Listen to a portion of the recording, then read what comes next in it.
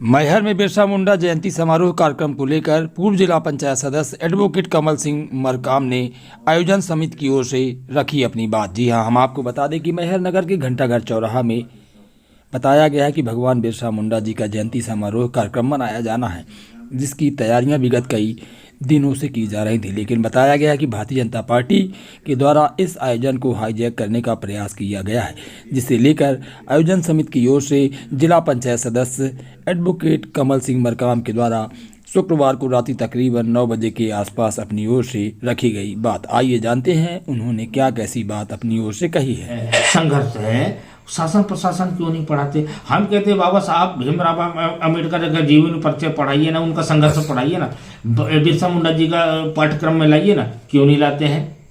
तो साथियों, ये केवल जनजातीय समुदाय को साधने का जो प्रयास है, मैं तो शासन और प्रशासन को खुल के बोलता हूँ ना कि तुमने जब चुनाव आता है ना तो जनजातीय समुदाय को साधने के लिए अभी रानी दुर्गावती जी का एकलव्य विद्यालय, वो वेद विद्यालय के पास में उन्होंने घोषणा किया था, भाई साहब मेरे पास में एक रिकॉर्ड है। तुम घोषणा को क्यों फॉलो नहीं करते हो? चूतिया बनाने का काम क्यों करते हो? और हमारे समाज के ऐसे लोग जो शासन प्रशासन के गुलाम होकर के गुलामी स्वीकार करके वहां जाते हैं, लेकिन कमल मरकाम गुलामी स्वीकार नहीं करता है, केवल शासन प्रशासन चुनौती करता है कि तुमने वीरांगना रानी दुर्गावती जी का घोषणा किया था ना, भूमि पूजन किया था ना स्टैच्यू बनाने के लिए, मेरे सामने मुकाबला करो। और तुमको खुली चुनौती देता हूँ, शासन प्रशासन को खुली चुनौती देता हूँ कि घंटा घर में गुरुद्वारा के पास में कल 12 बजे आ जाओ मेरे से डिबेट करने के लिए। आज मैं कह रहा हूँ, मैं तुमसे सवाल पूछूंगा, तुम सवाल का जवाब देना। तुम झूठ बोल करके और इस समाज को वोट लेने का काम करते हो और इधर उधर समाज को भटकाने के लिए इधर उधर काम करोगे शासन प्रशासन के सारे पे।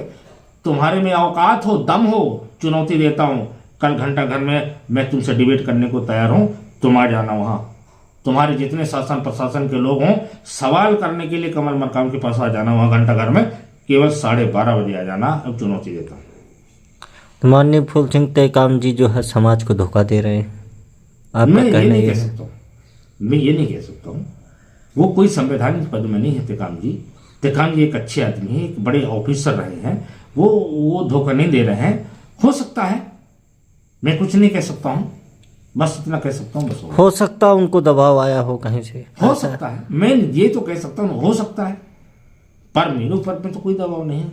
मेरे ऊपर में समाज का दबाव आया, प्रशासन और शासन का नहीं आया, मेरे पास में समाज का दबाव है। समाज के दबाव को पहले मानता हूं, शासन प्रशासन के दबाव को मैं नहीं मानता। क्या दबाव आया समाज का? मेरे पास में दबाव आया है कि आप सत्ता पक्ष में हो और सत्ता पक्ष में जब भी कोई घोषणा होती है तो शासन प्रशासन उसका निराकरण क्यों नहीं करती है, उसको फॉलो क्यों नहीं कर रही।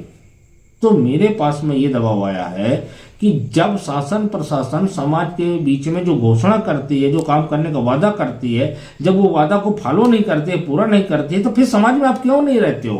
क्यों रहते हो, क्यों नहीं रहते हो? ये सारी तमाम समाज से आती है ना।